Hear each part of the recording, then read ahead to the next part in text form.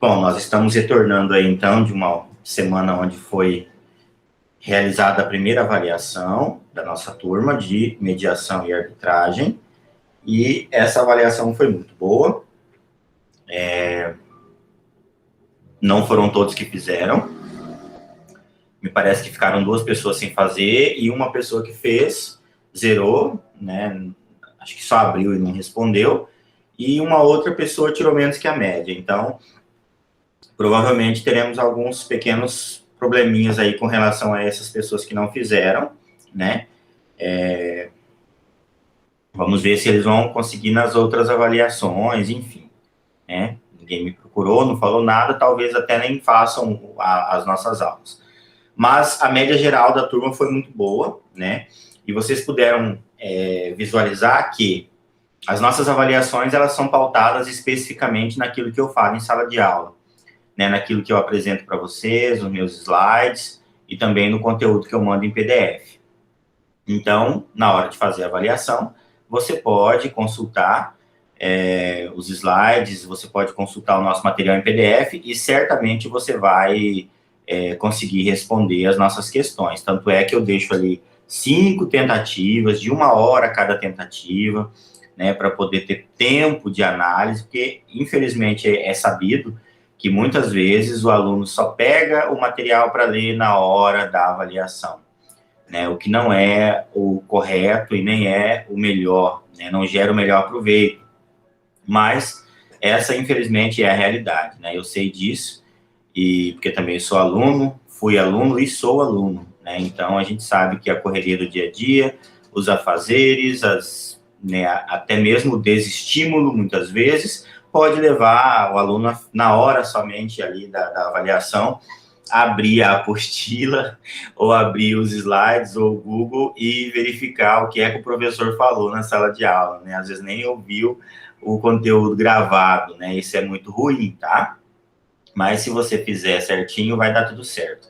Então, fica aí a minha dica já para as nossas próximas avaliações, tá? E hoje nós vamos entrar, então, numa nova matéria, que é arbitragem no direito brasileiro, e aí nós vamos falar dela no juizado especial e um pouquinho também da lei específica de arbitragem, tá? Para que nós possamos fixar um pouco melhor. Na verdade, é um pouco reverberante, porque nós até já iniciamos falando sobre a teoria geral de arbitragem na aula retrasada, e aí nós falamos sobre a lei de arbitragem, sobre as possibilidades de arbitragem, conceitos, né, sobre cláusula arbitral, compromisso arbitrário, enfim, né, sobre a figura do árbitro, etc. e tal. Mas hoje a gente vai entrar um pouquinho novamente nisso, falando aqui um pouco mais invertente da nossa legislação brasileira. Então, eu vou compartilhar um slide para que a gente acompanhe esse slide. Apresentar em tela inteira.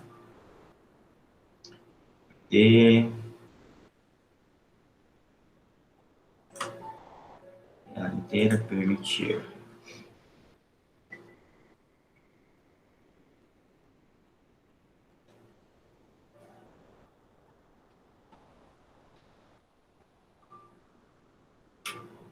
E vamos lá. Bom, arbitragem no direito brasileiro e nos juizados especiais, tá? Nós faremos, então, aqui uma análise inicial, né, sobre a arbitragem aos olhos, né, às vistas da Lei 9.099 de 95. Porque nós falamos nas nossas aulas passadas, na teoria geral de arbitragem, que a arbitragem, ela se apresenta meio que de forma paralela ao sistema multiportas e às formas adequadas de resolução de conflito. Porque ela tem essa característica mais marcante, que é a extrajudicialização. Ou seja, um procedimento de forma extrajudicial, que você pode dar início a ele desde a cláusula arbitral prevista lá no seu contrato, né, quando da celebração do negócio jurídico, ou mesmo após, né, no momento de litígio aí, havendo, né, uma necessidade de resolução de um conflito, através de um compromisso arbitral, mas isso tudo acontecendo de forma extrajudicial, paralela ao sistema judiciário. Então, a gente imagina que a lei de arbitragem, ela não tem esse escopo, ou essa tutela regulamentatória, dentro, né, dentro do processo administrativo ou da própria ocorrência do Poder Judiciário, com exceção da lei regulamentadora, né, da arbitragem. Mas, na verdade, o fato não é esse. A Lei 9.099, ela permite também a utilização do Instituto da Arbitragem, mas, infelizmente, isso é algo que não acontece. Isso é algo, assim, que caiu bastante na letra, né, mas que, na prática, pelo menos na nossa região, nos meus 5 anos de advocacia, eu nunca vi acontecendo, tá? Então, é algo que está previsto, né, está na lei, mas que, na prática, não acontece tanto, falando aí da arbitragem dentro do Poder Judiciário, tá? Para tanto, então, a gente, para esse estudo, né, eu utilizei aí uma pesquisa realizada, né, pelos doutores, né, doutor Maurício Antônio Ribeiro Lopes, num arquivo que ele disponibilizou na editora Revista dos Tribunais, tá? A arbitragem na Lei 9.099 de 95. Apesar da arbitragem não ser algo assim tão ocorrente como, por exemplo, a conciliação e agora também a mediação, mas por muito tempo a conciliação reinou soberana e sozinha, solitária, né? Nessas formas adequadas de solução de conflito. A mediação há pouco tempo tornou-se aí tão ocorrente e eficaz. Mas a arbitragem, ela não é, né? Ela não apresenta-se dessa forma tão ocorrente, né, tão diversificada e tão utilizada, tá? Mas ela é, sim, uma maneira prevista e possível de ser adotada com vistas aí sob o manto da Lei 9.099 de 95, tá? A arbitragem, ela é, assim, extremamente relevante e extremamente utilizada, pensando aí especificamente no direito empresarial, agora também no direito administrativo, havendo aí principalmente resolução de conflitos relacionados a direitos e obrigações, né, contratos que regulamentam obrigações. Mas fora do Brasil, o Instituto da Arbitragem, ele é extremamente festejado pelos jurisdicionistas internacionais. E aí a gente cita, por exemplo, Itália, França, Estados Unidos, porque isso coloca nas mãos da pessoa ou dos interessados o poder de decisão, fazer o seu jurídico de forma espontânea, de forma autônoma, isonômica, isenta, segura, né, mas independente da submissão ao processo judicial, ao devido processo legal e à morosidade e a todas as quinquilharias que também vêm como acessórios. Quando você entra com uma ação judicial, você entra no corredor da justiça, e aquele corredor tem muitas portas, né? E em cada uma dessas portas você vai ter que entrar para uma triagem. Primeiro, o juízo de admissibilidade, verificar se você custeou o processo, se tem garantia de gratuidade ou não tem, se está tudo certo com aquele processo, depois despacho inicial, depois intimação, citação da outra parte, convite para participar de audiência, depois contestação, defesa, depois impugnação de contestação e defesa, né, audiência de conciliação, não teve acordo, vamos para audiência de instrução, ouvir testemunhas, apresentar impugnação a documentos, pedir perícia, dependendo da situação, depois sentença, depois apelação, né, dependendo do tipo de processo, ou recurso nominado, contra razões a esse recurso, de repente algum agravo, de repente algum embargo, enfim. E aí vai. Então, você caminha por um corredor muito distante. Quando você opta, né, pela arbitragem, sendo possível, dentro das possibilidades aí da vontade das partes, e aí nós temos a autonomia da vontade, né, regendo essa liberdade contratual, você pula todo esse processo e você entrega na mão de alguém que vai decidir. Ah, doutor, mas é muito arriscado. É arriscado, sim. Por isso existem, né, as câmaras de arbitragem e os árbitros, que é um trabalho sério, muito bem desenvolvido e regulamentado, né, mas é tirar do judiciário e entregar nas mãos do particular. E isso é bastante festejado, principalmente nos países que são vanguardeiros em relação a essa liberdade e essa autonomia pessoal para fazer, né, a sua opção de escolha e para tomar decisões, principalmente com viés capitalista, tá? Trazendo aí especificamente para a Lei 9.099, né?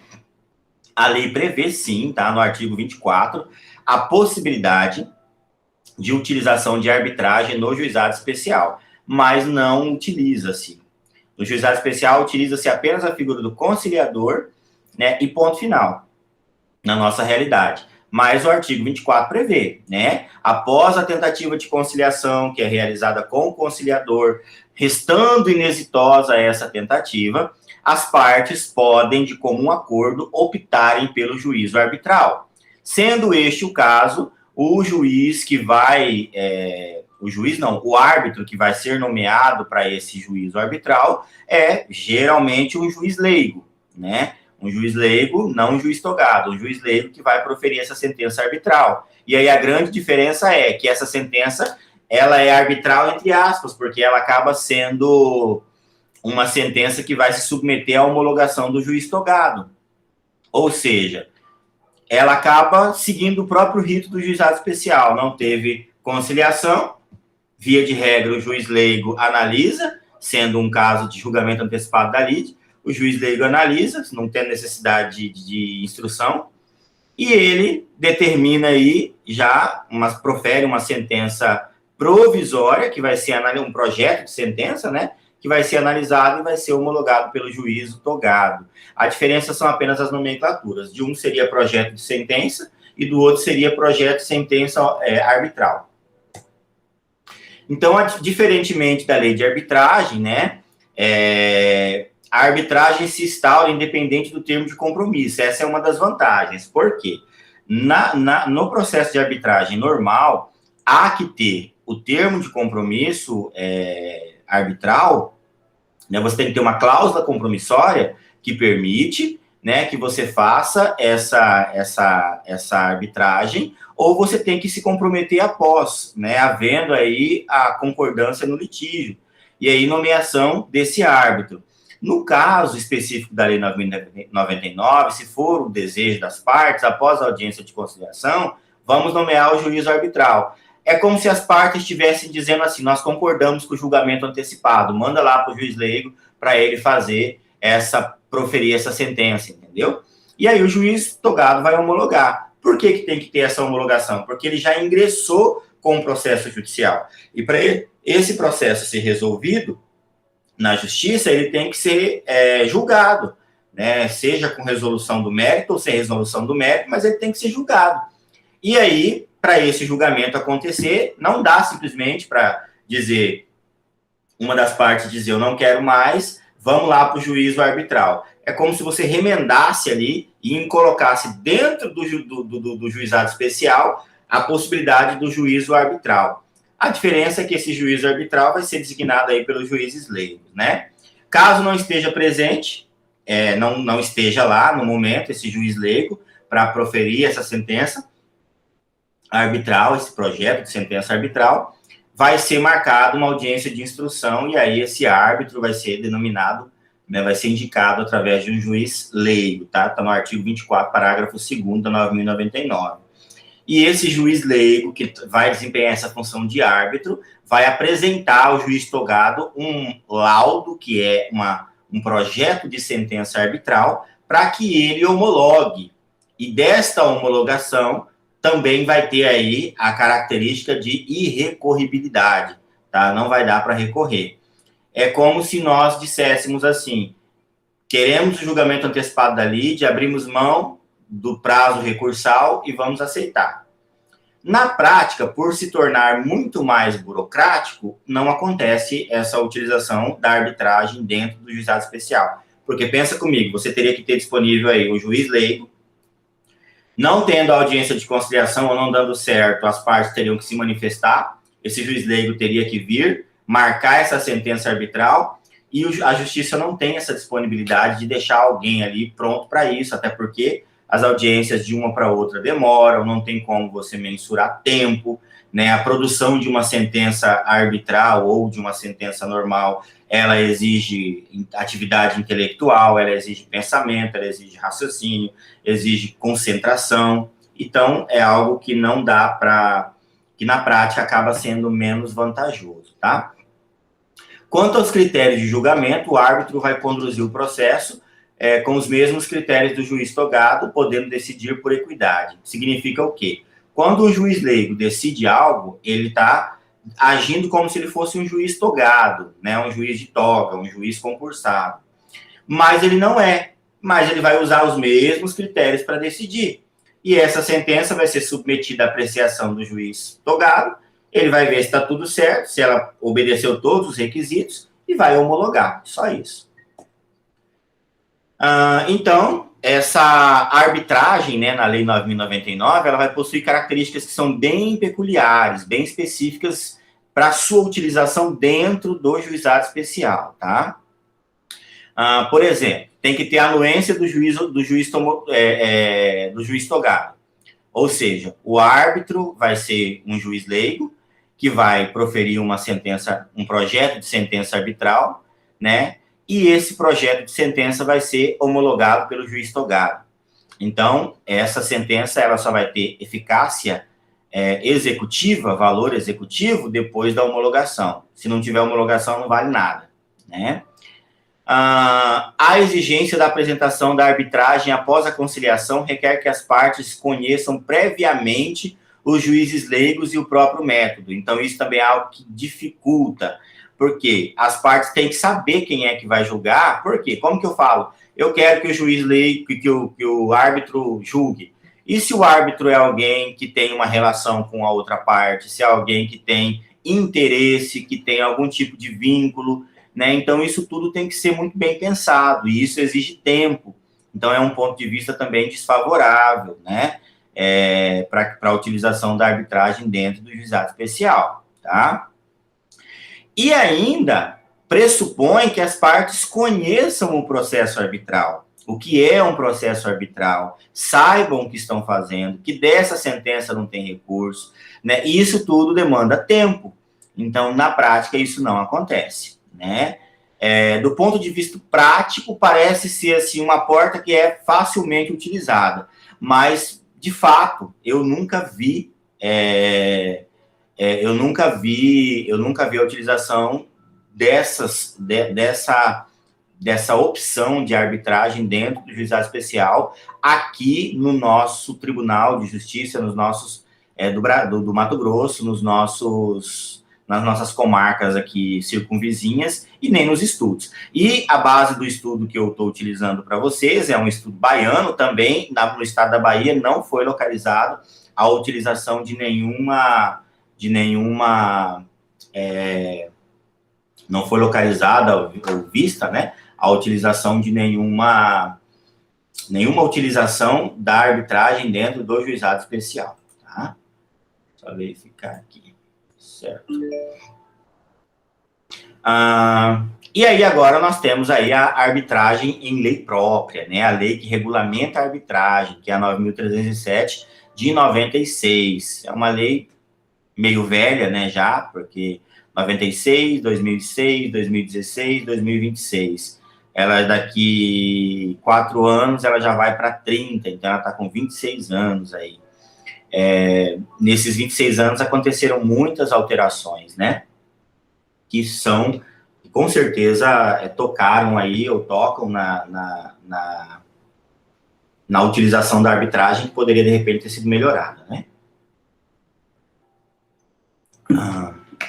O artigo 1º da lei, da lei 9.307, que é a lei de arbitragem, diz assim, ó: as pessoas capazes de contratar poderão valer-se da arbitragem para dirimir litígios relativos a direitos patrimoniais disponíveis, tá? Fala aí em relação à capacidade, em relação ao polo ativo, né? Em relação à matéria, né? Que pode ser utilizada. Direitos patrimoniais disponíveis, capacidade, né? Pessoas capazes, de capacidade civil, né? Poderão utilizar essa utilização da arbitragem, conforme eu já falei lá na teoria geral de arbitragem também, tá?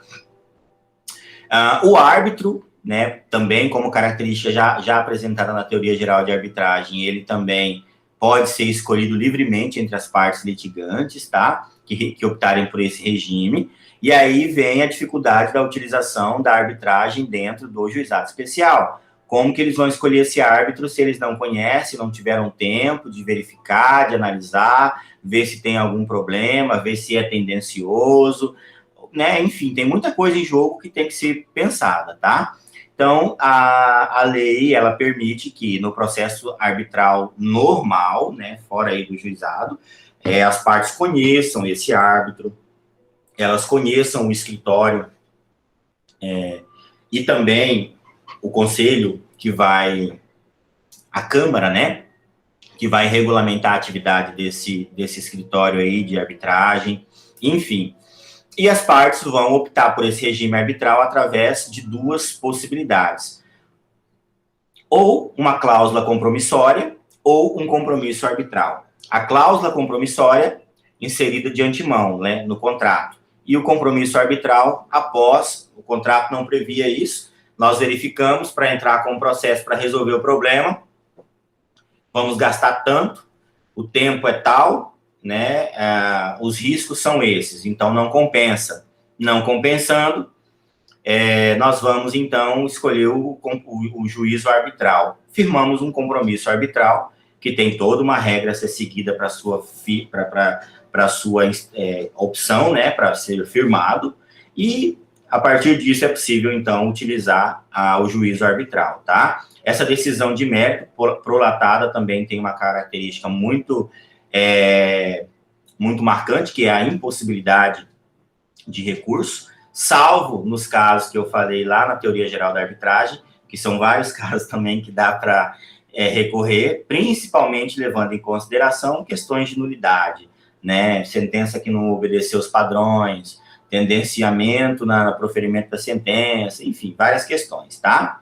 E aí essa sentença arbitral, ela tem valoração de título executivo judicial. É como se ela fosse uma sentença que você vai executar, tá bom? Então, em relação a isso, né, só fazendo aí uma diferenciação entre a cláusula compromissória e o compromisso arbitral, a própria lei de arbitragem, ela diz o quê? Que a cláusula compromissória, lá no artigo 4º, ela fala que é a convenção das partes, da qual as partes em um contrato comprometem-se a submeter à arbitragem os litígios que possam vir a surgir relacionados a esse contrato específico, tá? Essa cláusula arbitral tem que estar expressa lá no contrato, né? Desde que você celebrou o contrato, tem que estar prevista. Ou em um documento apartado, pode estar também, mas que é anexo a esse contrato, que se refira, que faça referência ao contrato, tá? E o compromisso arbitral é como se fosse a cláusula arbitral feita depois, né? Por sua via, ele pode ser judicial ou extrajudicial, vai depender do local que ele for convolado, né, ou convalidado, e é caracterizado lá pelo artigo 9º da lei de arbitragem. E ela diz o quê? Que é a convenção através da qual as partes submetem um litígio à arbitragem de uma ou mais pessoas, podendo ser judicial ou extrajudicial. O compromisso arbitral é feito depois. Nosso contrato não previa uma cláusula, vamos fazer então um compromisso arbitral.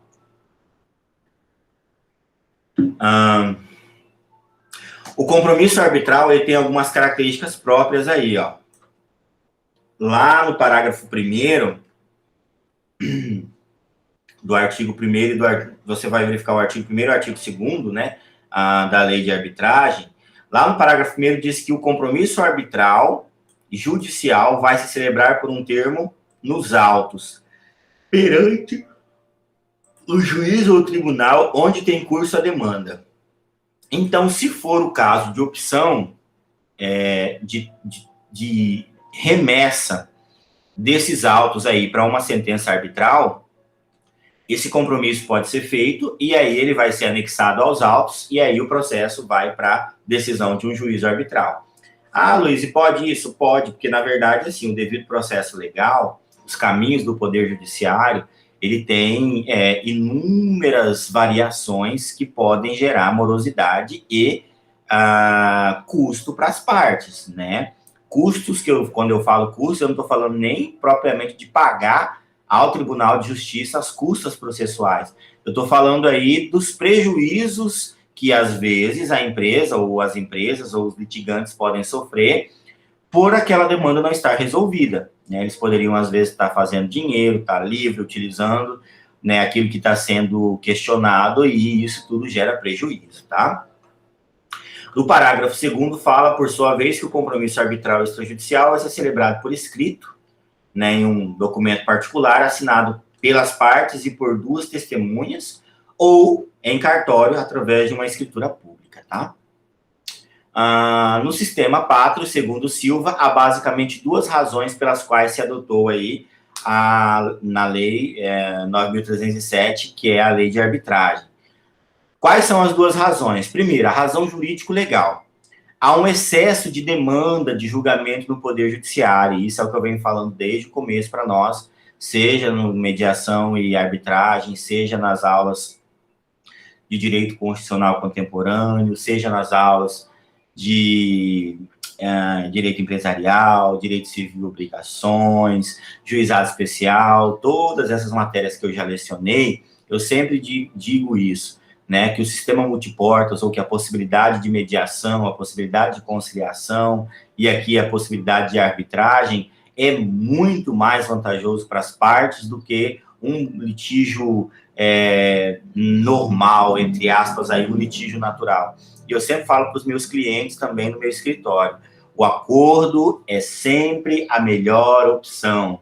E um acordo bom é um acordo que as 2 partes saem insatisfeitas, né? Então, razões jurídico-legais aí para a utilização da arbitragem. Esse excesso de demanda no Poder Judiciário, o número crescente, né, de procura, né, pelo Poder Judiciário, um número crescente de litigância, e isso torna aí a justiça muito mais morosa, que acaba tornando também muito menos eficaz, né? Eu tenho cliente que reclama, né? Ah, doutor, mas já tem 3 anos o processo, mas já tem 4 anos o processo. Esse é o fruto da demanda, da judicialização. Essa semana passada e essa semana, nesse mês, na verdade, de setembro, eu fiz 1, 2, 3, foi 1, 2, 3, eu fiz 4 acordos extrajudiciais em demandas que eu tinha ingressado, foram 2 trabalhos, não, 1, 2, 3, 4, foram 5 acordos trabalhistas e 1 acordo civil, em demandas que eu havia ingressado, mas essas demandas, elas não têm 2 meses, tá? São demandas, assim, que tinha entrado há pouco tempo, né? Eu primeiro procuro a parte, se a parte não quiser fazer acordo, a gente entra com o processo, entrando com o processo, aí a parte procura o advogado olha a situação, vê que vale a pena fazer o acordo, e a gente entra em transação e acaba, se for vantajoso, fazendo o acordo. Então, por exemplo, nesse mês passado, acho que foram 5 ou mais acordos que nós fizemos aqui no meu escritório. Sempre, sempre, sempre prezando pela utilização do acordo. Por exemplo, tinha um cliente que tinha direitos trabalhistas aí, calculados por mim, em torno aí de 14 mil reais. Eu fiz um acordo de 8 mil reais para ele. Só que ele quis aceitar o acordo, né? Falei para ele, fulano, o ideal seria 10. Até 8 você pode aceitar. Aí chegamos aos 8. Mas, doutor, compensa os 8? Compensa, claro que compensa. Se você não fizer esse acordo, só se você não tiver com necessidade. Por quê? A gente ganha os 14. Só que a gente ganha os 14 para receber daqui 3, 4 anos. Se você quiser esperar, vale a pena. Aí vamos calcular esses 2 mil, 4, 6 mil a mais aí que você vai receber, dividido por 36 meses. Quanto é por mês, né? Então, assim, se você pegar o seu dinheiro agora, trabalhar ele, às vezes vai ser mais vantajoso. Se não, também deixa o processo andar. Mas a gente, via de regra, acaba chegando aí no acordo, tá? Então, é a razão jurídico-legal, a demanda, né? E a outra razão econômica, né? O processo de abertura da economia no país. Ah, tá. Ele fala aqui sobre os processos, né, que nós sofremos, né? O plano Collor, o plano Real, todo aquele momento de desestabilidade da moeda e estabilização financeira. E, com toda certeza, eu penso que as razões econômico-sociais também se refletem para a utilização do sistema adequado de solução de conflitos, ou sistema multiportas, ou mediação, conciliação e arbitragem, com certeza a economia financeira que as partes obtêm, seja com a economia de tempo, seja com a resolução do conflito através de um acordo, tá? E aí eu trago também alguns aspectos atuais da arbitragem no Brasil, tá? Tem um site, que é o Consultor Jurídico, eu deixo até o link aí para os senhores clicarem nele e entrar, que ele traz para nós algumas informações bem interessantes, tá? Hoje, essa é uma pesquisa de 2019, né? Foi publicada em 2020, mas ela teve como base aí, salvo engano, 2018 e 2019. Né? Então, há um aspecto bem complexo aí para ser analisado, que é o número de pedidos de anulação de sentenças arbitrais no Brasil. Né? De 2019 para 2020, o volume de pedido de anulação dessas sentenças arbitral cresceu 11%, ou seja, de 2019 tinha 1.519 pedidos de anulação de sentença arbitral no Brasil. Em 2020, tínhamos 1.707 pedidos de anulação de sentença arbitral no Brasil. Ou seja, e para o segundo trimestre, lá de 2021, cresceu 14%, né? Mas a novidade é o aumento das anulatórias deferidas pelo Poder Judiciário, ou seja, o Poder Judiciário acabou anulando 85 sentenças arbitrais, ou seja, 27% das demandas que ingressaram novas.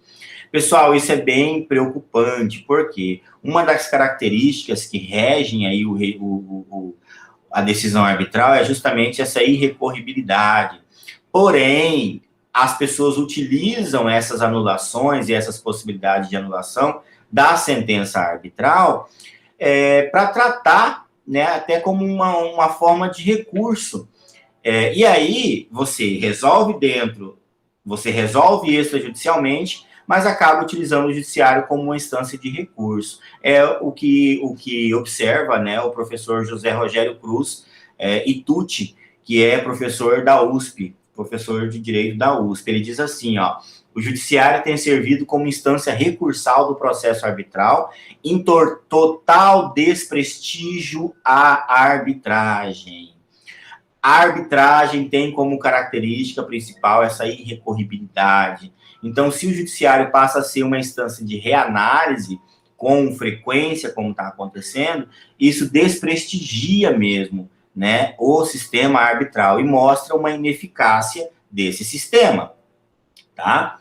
Segundo pesquisa que foi realizada pela CAMCC, ou CAMCC, é o Center for Arbitration and Mediation, que é um centro de arbitragem e mediação. Ele traz aí uma abordagem bem interessante. Ó. Ele fala que essa crise do Covid, realmente, ela afetou bastante áreas, trazendo aí uma análise sobre a utilização da arbitragem dentro da administração também, tá? E isso promoveu um desequilíbrio nos contratos, né? A crise de Covid, com certeza, gerou aí um desequilíbrio em todas as esferas, né? A gente vê desde a necessidade de reestruturação das grandes empresas, como também das empresinhas aqui da nossa cidade, né? Aí de você, às vezes você deixou de receber um dinheiro, ou deixou de pagar alguém, né? Como fruto da pandemia, tá? Um exemplo aqui que nessa pesquisa realizada pela CNCC é o exemplo do aeroporto Viracopos, em Campinas. Tá? Esse aeroporto ele teve um processo de arbitragem aberto, né, para resolver as disputas entre o governo de São Paulo e a concessionária Aeroportos Brasil Viracopos, a ABV, que é controlada pela UTC e pela Triunfo, duas empresas. Então, assim, o governo estava em um impasse com a concessionária. E para resolver este impasse, eles acordaram aí a abertura de um processo arbitral. E aí nós estamos falando em bilhões, né? Imagina só quanto não custaria mover esta ação judicialmente falando, né? O CanCCB dispõe de uma secretaria específica para administrar as arbitragens envolvendo o poder público e essas, né, arbitragens são reguladas por meio das suas próprias resoluções administrativas, tá? Do Center for Arbitration and Mediation, tá? Esse do Banco Central. Resultados dessa pesquisa do CanCCB. Essa pesquisa foi concentrada no Brasil, nas 8 principais câmaras de arbitragem, que estão funcionando hoje, além do próprio centro, tá? Essa pesquisa analisou os dados do Centro de Arbitragem da AmCham Brasil, da Câmara de Mediação, Conciliação e Arbitragem de São Paulo, a CAMCIESP, da Câmara de Arbitragem do Mercado, a B3, da Corte Internacional de Arbitragem da Câmara de Comércio Internacional, CCI, da Câmara de Arbitragem da Fundação Getúlio Vargas, do Centro Brasileiro de Mediação e Arbitragem, o CBMA, e da Câmara de Arbitragem Empresarial do Brasil, a Camargo, tá? Esses dados pesquisados por eles foram de 2018 a 2019, quando ainda a pandemia não tinha sido disseminada, né? Segundo esse levantamento aí, entre 2018 e 2019, cresceu muito o número da utilização da arbitragem no Brasil. E aí passou de 292 para 289 procedimentos. Diminuiu 2 procedimentos no ano, né, Luiz? Então, teve uma redução? Sim, foi uma redução de 1%, porém, o número total de casos em processamento aí aumentou 7,2%, ele foi de 902 para 967. E olha os valores astronômicos envolvidos, pessoal. Verificou aí uma retração de 81,44 bilhões para 60,91 bilhões. Nós estamos falando de uma queda, mas numa queda expressiva. Olha só, né, decresceu, né, a utilização da arbitragem, mas mesmo assim, em um ano ainda arbitrou-se aí sobre matérias e questões que envolveram 60 bilhões, 910 milhões de reais. A Câmara que registrou o maior número de novas arbitragens em 2019 foi o CAMCCBC, que respondeu por 33,56% dos casos, tá? Esse estudo completo, ele está disponível aqui, nesse link para vocês, é só vocês clicarem nele e ler, é muito interessante, e fala exatamente sobre tudo isso que nós falamos. Além desse estudo também, tem um outro estudo que é bem interessante, que eu não vou abordá-lo, mas eu só vou citar para vocês, que está disponível, e eu também já subi ele lá no SIGA-A, deixa eu ver aqui, aula 5... Essa pesquisa aqui é a pesquisa do SEBAR. Essa pesquisa do SEBAR, ela eu acho interessante vocês analisarem, até para fazerem um resuminho que eu vou pedir, que vai ser a nossa segunda avaliação. Essa pesquisa do SEBAR, ela é uma pesquisa que aborda... Pessoal, última página. Ela é uma pesquisa que aborda a arbitragem no Brasil, tá? E aí ela traz uma análise bem interessante e bem atualizada sobre todo o perfil de arbitragem no Brasil hoje, tá? O perfil de utilização da arbitragem, né, por sexo, quem são os advogados, a maioria dos advogados são do sexo masculino, 77% dos advogados que atuam na arbitragem no Brasil são masculinos, 23% feminino, né, e aí vai, né, tempo de experiência com a advocacia, né, mais de 10 anos, geralmente é o perfil do advogado que atua como árbitro, até 10 anos só 19%, que atuam com arbitragem, mais de 10 anos, nós temos apenas 33%, e até 10 anos, 67%, ou seja, isso demonstra um evento de migração de atuação, né? Advogados com mais tempo na carreira jurídica passaram agora a atuar em arbitragens há pouco tempo, porque a gente vê que advogados que têm mais de 10 anos de arbitragem são só 33%, né? Não é a grande maioria, né? E aí a pesquisa, ela traz bem completa a quantidade de processos arbitrais que eles atuaram, né? As percepções sobre a arbitragem, enfim, toda uma classificação, e é bem interessante mesmo, tá? Tempo necessário para resolução, no ponto de vista dos entrevistados, né? Quanto às principais vantagens da arbitragem. A primeira delas é o tempo para a solução de conflito, depois vem o caráter técnico, a qualidade das decisões, a possibilidade de participar da escolha do árbitro, isso também pesa bastante, e aí vai. Então, essa pesquisa está disponível também para vocês, no SIGA, tá? Vou compartilhar aqui a tela. Certo. Bom, então, quanto à arbitragem no direito brasileiro, nós vemos, então, a utilização da arbitragem em previsão própria, na lei de arbitragem, a LA, e também a possibilidade de utilização dessa arbitragem dentro da lei 9.099 de 95, que, na verdade, é apenas um texto que não tem tanta eficácia e utilização, tá? Quanto à arbitragem, na utilização na nossa legislação, acho que é isso que eu gostaria de falar. Hoje, infelizmente, nós tivemos aqui apenas a nossa querida colega Arielle, os outros colegas não estão presentes, não sei por que razão. Diamantino parece-me que está sem internet, né? Mas, valeu pela companhia, Arielle. Eu vou subir esse material lá no SIGA para vocês, tá bom? Eu vou parar de compartilhar aqui agora, de gravar. Lá, deixa eu parar a gravação, interromper a gravação.